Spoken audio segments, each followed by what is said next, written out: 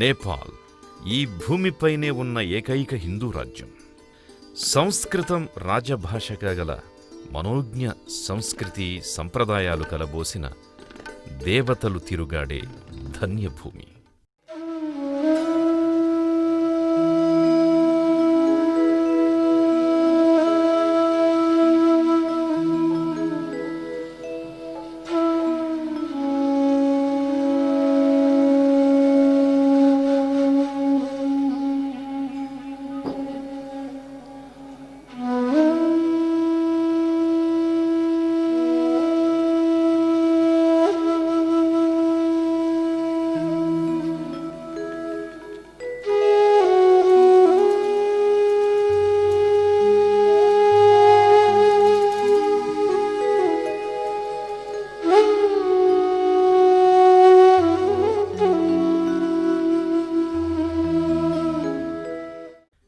నేపాల్ ఎన్నో నదుల పుణ్యభూమి. ఆ పవిత్ర నదీ తీరాలు మహనీయ దేవతాక్షేత్రాలే కాదు, అఖండ జలధారలతో ప్రజలకు త్రాగునీటిని, సాగునీటిని అందిస్తూ వారి కృషిని ద్విగుణీకృతం చేస్తున్నాయి. నేపాల్లో సంస్కృత భాష వైభవంగా పరిఢవిల్లడానికి మరో ముఖ్య యథార్థ సత్యం ఉన్నది. అది నేపాల్ భూమిపై వేద పాఠశాలలు నిర్వహిస్తోన్న మహోన్నతమైన పాత్ర. ఈ వేద పాఠశాలలు చేస్తోన్న నిర్విరామ కృషి ఫలితంగా 500 మంది బాలురు వేద విద్యను ఇక్కడ అభ్యసిస్తున్నారు. నేపాల్లోని భగవత్ క్షేత్రాలను దర్శించడమే కాదు, వేద విద్యను అందించే ఓ అద్భుత ఆధునిక దేవాలయాన్ని కూడా శ్రీ వెంకటేశ్వర భక్తి ఛానల్ బృందం సందర్శించింది. అలాంటి పవిత్రమైన దివ్యధామమే మహేష్ సన్యాస ఆశ్రమం.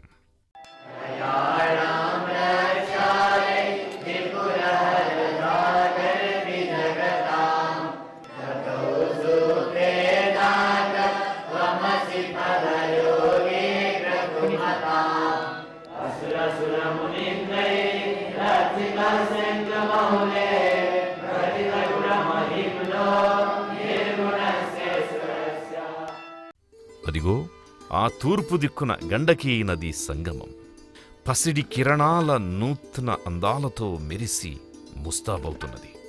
ఈ సూర్యోదయ శుభవేళలో, ప్రశాంత సమయంలో, తొలిపొద్దు సూర్యకిరణాలతో పాటు మనము ఈ గురుకులాశ్రమంలోకి ప్రవేశిద్దామా?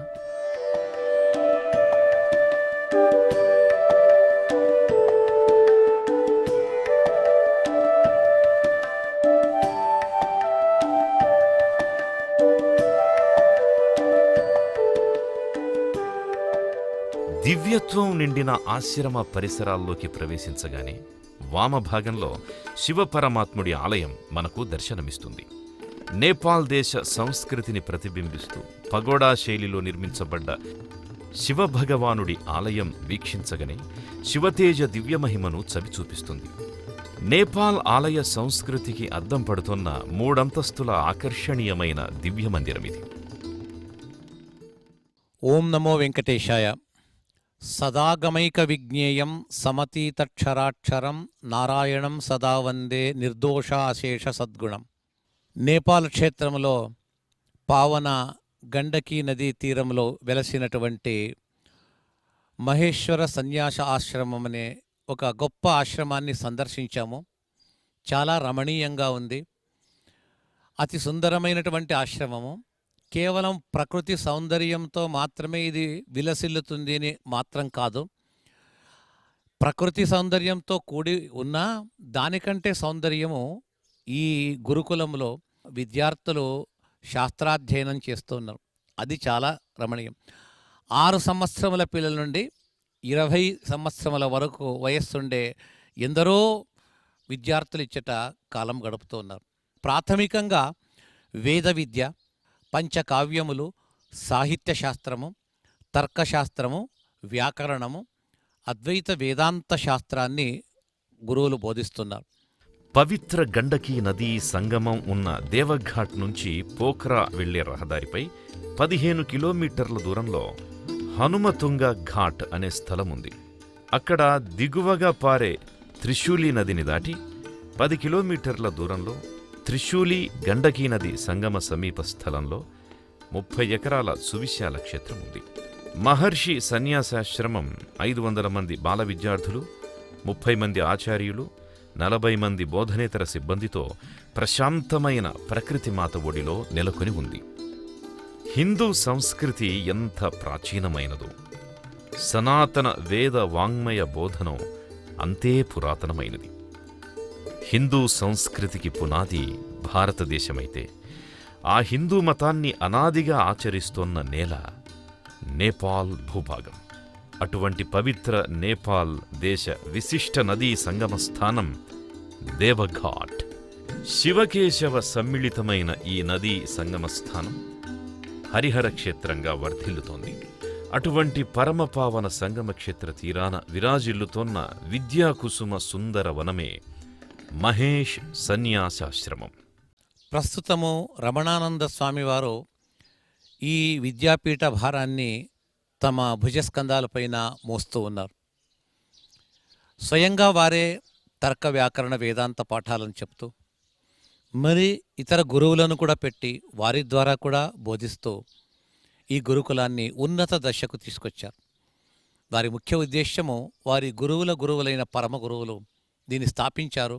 వారి ఉద్దేశ్యం ఇంతే, ధర్మ సంరక్షణకు శాస్త్ర సంరక్షణ చేయాలని. అదే మార్గంలో వీరు కూడా నడుస్తూ ఈ శాస్త్రాధ్యయనాన్ని, అధ్యాపనాన్ని చేయిస్తూ ఉన్నారు. ఈ వేద పాఠశాల సంస్కృత విద్యా గురుకులంగా వినుతికెక్కింది. సర్వశ్రీ రమణానందగిరి వారి సత్సంకల్పంతో ఊపిరులూదుకున్న ఈ సంస్కృత విద్యా గురుకులం మహేష్ సన్యాసాశ్రమం. నేపాల్ నేలపై సంస్కృతి సాంప్రదాయాల అనుసరణకి, సంస్కృత భాష పరిరక్షణకి దీక్షతో ఇది ముందుకు సాగుతున్నది. నేపాల్ నేలపై అనాదిగా వస్తున్న ఆచార్య పరంపరకి, గురుకుల సంప్రదాయానికి మూలాలు పవిత్ర హిమాలయ సానువులే. ఎందరో యోగులు, మహర్షులు తమ సాధనలో పొందిన ఆధ్యాత్మిక యోగానుభవాల్ని రంగరించి, తాము గడించిన అపూర్వ జ్ఞానంతో పవిత్ర హిమాలయ పాదాల చెంతనున్న ఎన్నో గురుకులాలను సందర్శించి, అక్కడి వేద విద్యార్థులకి అఖండ జ్ఞాన సంపదను అమృత ఫలాలుగా అనుగ్రహించారు.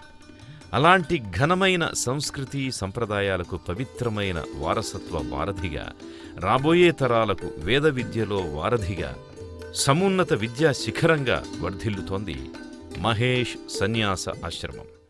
6-7 సంవత్సరముల ప్రాయంలో ఉపనీతులైనటువంటి వధువులకు వారికి విద్యను బోధిస్తూ అన్నదాన, వస్త్రదాన, విద్యాదానను గావిస్తున్నారు. ఆ సమయంలో సంపూర్ణంగా విద్యాభ్యాసాన్ని ముగించుకొని వారికి ఇక్కడ పరీక్షను కూడా, యూనివర్సిటీ ద్వారా పరీక్షను కూడా జరిపించి ఆచార్య శాస్త్రి అనే ఒక కోర్సు, BA MAకి ఈక్వల్ అలాంటి కోర్సులను కూడా వారితో రాయించి ఉత్తీర్ణులుగా చేయించి పంపిస్తున్నారు. నేపాల్ నలుచెరుగుల వేద విద్యా విజ్ఞాన సముపార్జనకి ఆలంబనగా, వేదాధ్యయనానికి స్ఫూర్తినిచ్చే చుక్కానిగా ఈ గురుకుల స్థాపన జరిగింది. శ్రీమాన్ రామణానందగిరి స్వామివారు తమ పూజ్య గురువులు శ్రీ మహేశానందగిరి వారికి భక్తిగా శ్రీ సచ్చిదానంద సరస్వతి కాప్టెడ్ బాబా వారి వైభవ ఆశీస్సులతో ఈ గురుకుల ఆశ్రమ పాఠశాలను స్థాపించారు. దేవఘాట్ సమీపానే పవిత్ర గండకీ నది సంగమ స్థానంలో, ప్రశాంతమైన పరిసరాలలో శివపరమాత్ముడి ఆలయంతో దివ్యంగా పరిమళిస్తోన్న సంస్కృత విద్యా దేవాలయమే ఈ గురుకుల ఆశ్రమ వాటిక. సాంప్రదాయ వైదిక ఆచారాలతో, ఉన్నత ఆశయాలతో తులతూగుతోన్న విద్యా దేవాలయమిది. మహేష్ సన్యాస ఆశ్రమ ఆశయాలు అత్యుత్తమమైనవి. ఆవిర్భావం నుండి ఈనాటి వరకు వారి పవిత్రమైన ఆశయాలు ఆదర్శంగా ఎంతో ఘనంగా ముందుకు సాగుతున్నాయి.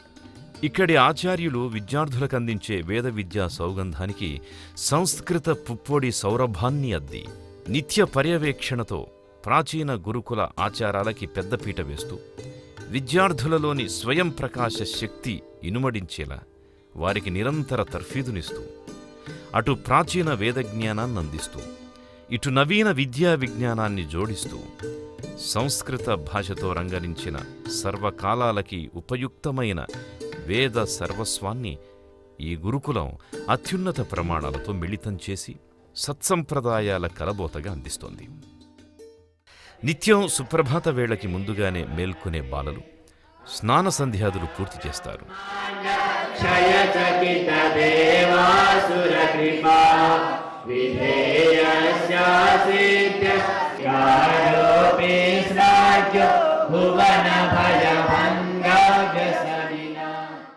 అనంతరం పరమేశ్వరాలయానికి చేరుకుంటారు.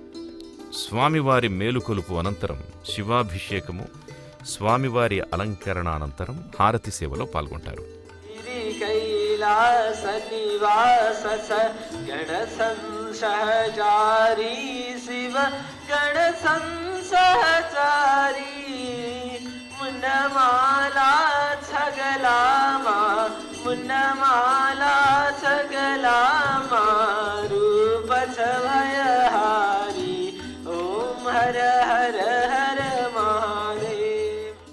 సాయం సంధ్యా సమయంలో మాత్రం కొంతమంది స్థానిక గృహస్థులు వచ్చి సంధ్యాదీపాలు వెలిగించి స్వామివారి అనుగ్రహం పొందుతారు. వేద విద్యార్థులకు విద్యాబోధన గావించే ఆచార్యులు ఆశ్రమంలోనే నివాసముండి నిరంతరం విద్యార్థులని పర్యవేక్షిస్తుంటారు.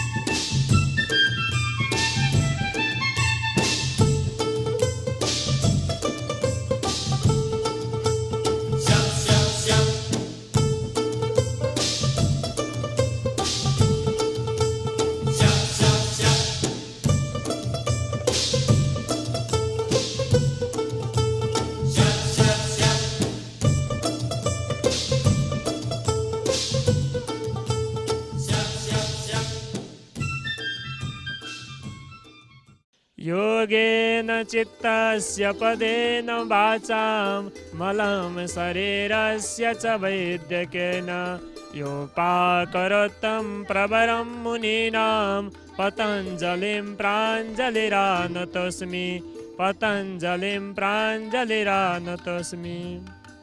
ఆశ్రమ పరిసరాలలో శుభ్రత తొణికిసలాడుతూ ఉంటుంది. క్రమశిక్షణకు సమయపాలనకి పెద్దపీట వేస్తూ సకల సదుపాయాలతో తీర్చిదిద్దినట్లుంటుంది ఈ ఆశ్రమం.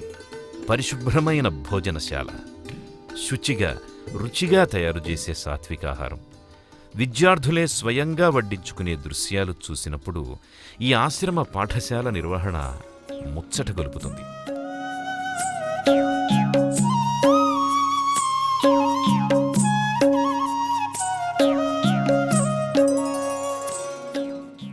మరో ముఖ్య విషయం ఏమిటంటే వారి ఆహారానికి కావలసిన కూరగాయలు, ఆకుకూరలు, కొన్ని పప్పు దినుసులు, ధాన్యము ఆశ్రమంలోనే సాగు చేసుకొని పండించడం కూడా ఒక విశేషం. ఇలాంటి ఎన్నో అంశాలలో ఇక్కడ నిర్వాహకులు విద్యార్థులకి తర్ఫీదునిస్తుంటారు.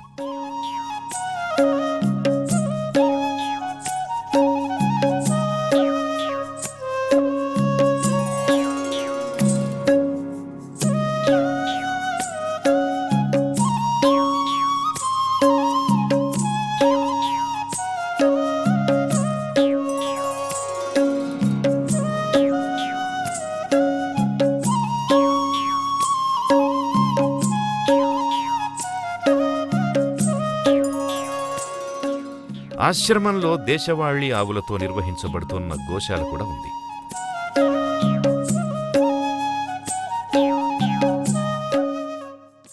విద్యార్థులకు అవసరమైన ఎన్నో గ్రంథాలకి నిలయమైన పుస్తక భాండాగారం కూడా ఉంది.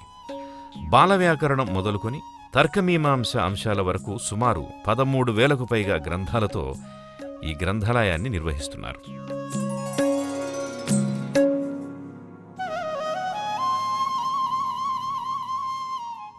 ఒకరా ఇద్దరా 500 మంది చిన్నారులు. పసి వయస్సులో హృదయం మీద పడిన ముద్రలు బలంగా ఉంటాయి.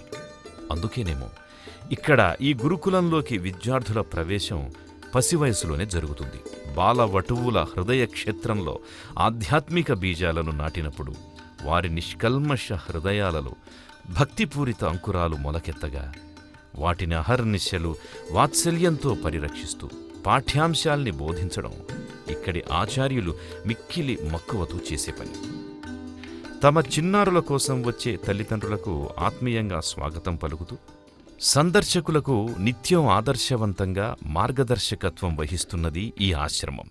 ప్రాచీన శాస్త్రములు ఆ సాంప్రదాయాన్ని తిరిగి పూర్వకాలపు ఆ వైభవాన్ని దాన్ని తీసుకురావాలా, ధర్మాన్ని సురక్షితంగా స్థాపించాలనే ఉద్దేశం చేత శతాధిక సంఖ్యలో విద్యార్థులను చేకూర్చి వారికి పాఠాలను చెప్పి పండితులుగా చేయడం ముఖ్యం కాదు, ధర్మాన్ని వారిలో స్థాపించి వారి ద్వారా ఆ తర్వాత వచ్చే రాబోయే తరం వారికి కూడా ఇలాంటి శాస్త్ర విద్యను బోధిస్తూ ప్రాచీన ధర్మాన్ని ఇంకా అది కొనసాగుతూ ఉండేటట్టుగా చేయాలనేది ఈ విద్యాపీఠం యొక్క, ఈ గురువుల యొక్క, ఇచ్చటి స్వామీజీ వారి యొక్క ఆశయం. వారు చాలా ఆనందంతో ధర్మాన్ని నేను సంరక్షించే భాగ్యం నాకు భగవంతుడు కల్పించాడని ఆనందంగా వారు చెప్పారు. स्वामी जी प्रणाम, नमस्कार।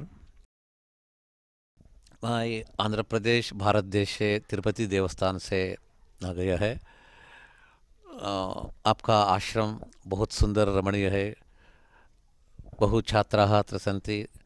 सर्वे जनाः भारतीयाः हैन्दवाः भवताम् अमृतवाणीम् इच्छन्ति, अतएव अमृतसन्देशात् गीतामिति अहं प्रार्थनां करोमि। भद्रन्नो अपि वादय मनः। ओम शांति शांति शांति।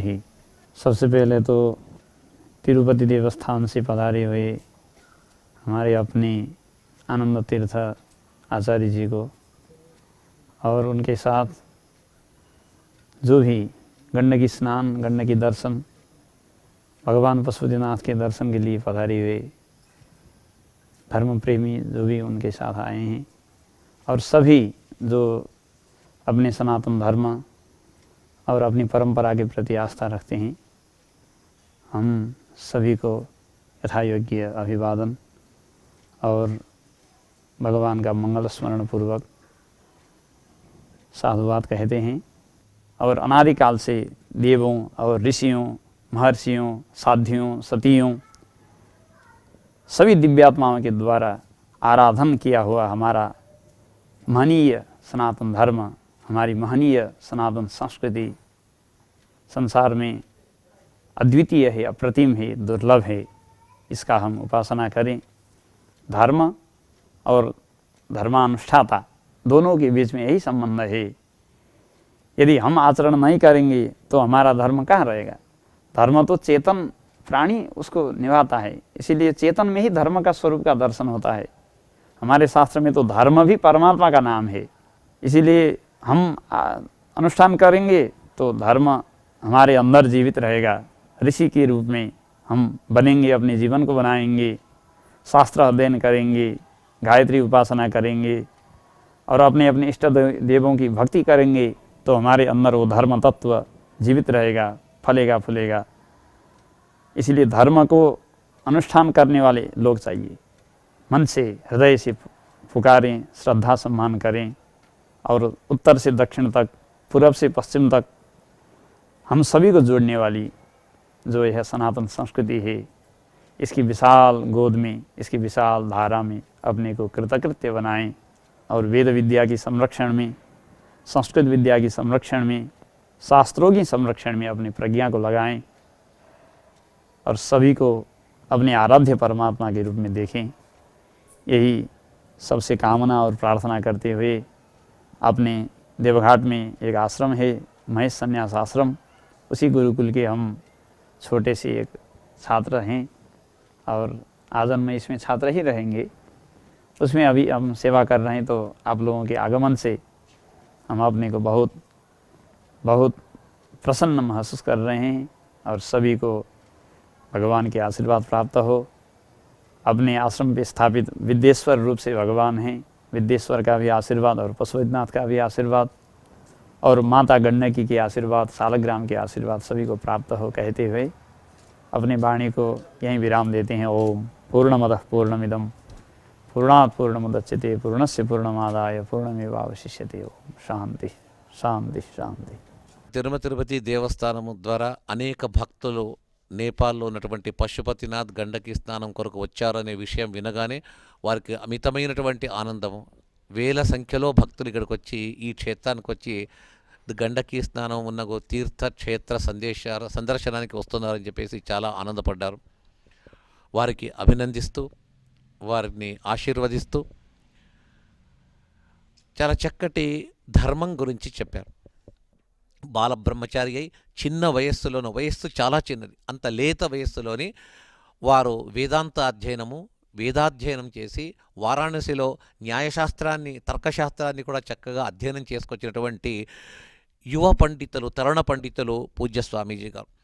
మహేష్ సన్యాస ఆశ్రమంలోకి విద్యార్థులుగా ప్రవేశించిన బాలలు బాల వ్యాకరణం నుండి మనస్తత్వ శాస్త్రం వరకు, భాషాశాస్త్రంతో మొదలుపెట్టి పూర్వమీమాంస తత్వజ్ఞానంలో నిష్ణాతులని చేయటమే కాకుండా వేద విద్యా గరిష్ఠులుగా వారిని తయారు చేసి ఉపవేదమైన ఆయుర్వేద శాస్త్ర ప్రవీణులుగా కూడా తీర్చిదిద్ది జ్యోతిష్య న్యాయ శాస్త్రాలలో పరిణితి సాధించే వరకు అనుగ్రహపూర్వకంగా విద్యాబోధన చేసి నిత్యానుష్ఠానము, నిత్య సాధనా పద్ధతులను ప్రసాదించే వేద విజ్ఞాన సర్వస్వ ప్రసాది ఈ మహేష్ సన్యాస గురుకుల వేదాశ్రమం.